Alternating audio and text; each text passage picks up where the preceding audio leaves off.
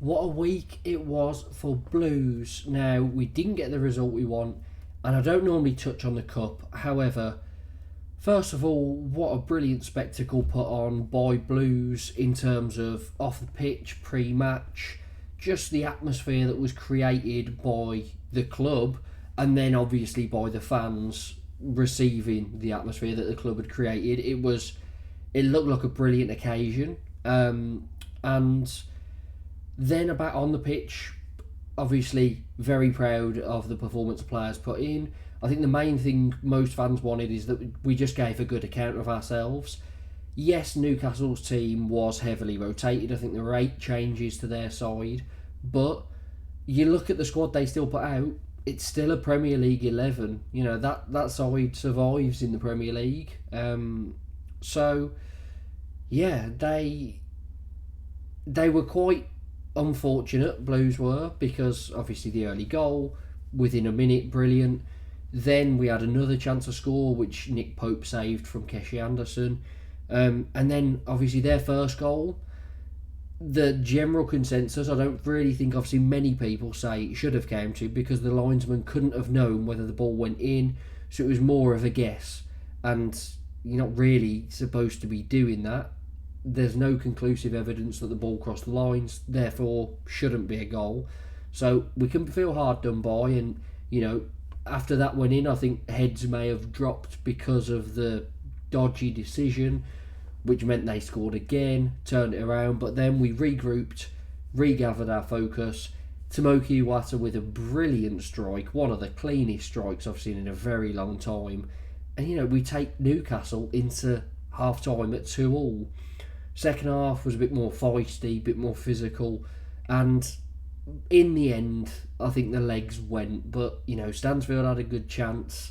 We did create quite a few good chances. To be honest, I think we had better chances than they did during the game. The one thing I was a bit disappointed with was that we had our starting 11. Well, we had our starting 10 outfielders, our strongest possible. And then for some reason, instead of going with Allsop, we went with Peacock Farrell. Would have been interesting to see if Allsop had have played, could we have taken that to extra time? Could we have maybe won it? I don't know. I do feel like the goals were avoidable that we conceded. Probably all 3 of them were avoidable. So, yeah, bit of a tough one to take. I think we should feel hard done by, because we could have easily came out of that game. Well, we could have taken it to extra time, or we could have got something out of it, and I don't think it would have been undeserved at all. But again, main thing, very proud of the performance put in by the players, and it's an absolute massive difference from where it was 1 year, 2 years ago. Before Knighthead came in, Jesus Christ, that game, you would have had Gary Gardner and Ivan Sunjic chasing round Tonali and Bruno.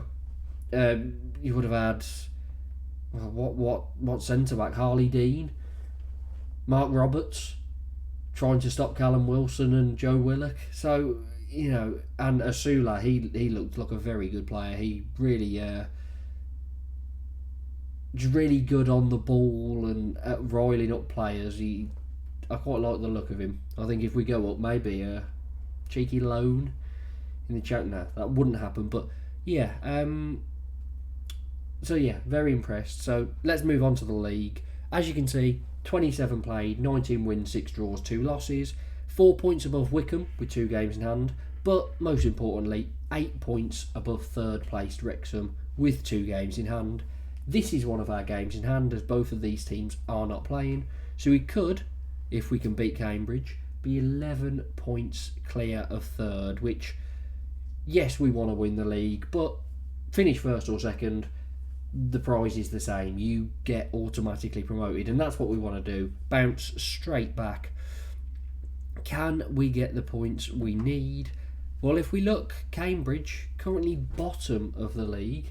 I didn't realise they were quite that far down. I thought they were somewhere just in and around, but yeah, Burton and Shrewsbury's form has picked up recently, meaning Cambridge have dropped to the foot of the table. So, with us being at home, with us not losing a game at home this season, and you can see our home form, 10 wins, 3 draws, no losses. So there is a big chance here to go and get the points that we need to extend our lead at the top. Looking at away form, Cambridge, they've won 1, lost 10 of their 15. So the worst away side in the division. Yeah, this should be a good game for us.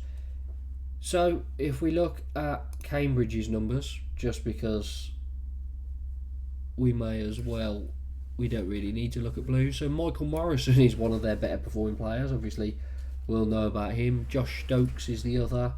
Their possession 44%. Doesn't surprise me that it's below 50 considering where they are in the table.